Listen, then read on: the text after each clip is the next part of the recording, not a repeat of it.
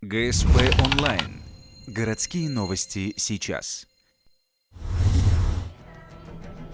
18 декабря, 16:05. Зал заседания Ухтинской администрации. Подводят итоги конкурса среди талантливой молодежи и руководителей детских и молодежных общественных объединений. Основные критерии отбора кандидатов – это значимость их общественной деятельности в масштабах города и республики, а также победы в конкурсных мероприятиях в течение последних лет. Лучшей среди руководителей молодежных организаций становится Виктория Пулькина. Она курирует работу волонтерских объединений «Богатырь», помощь студентам с ограниченными способностями, Комитет Победы, помощь ветеранам и старший брат, работа с воспитанниками школы-интернат.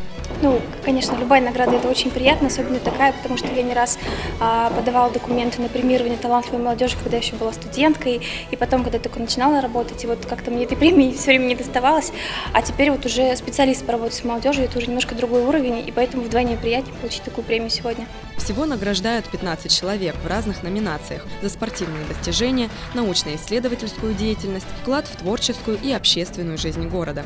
Вручают грамоты и денежные премии. Молодые активисты лишний раз подтверждают, что реализовывать свой потенциал и достигать поставленных целей можно и не уезжая в мегаполисы.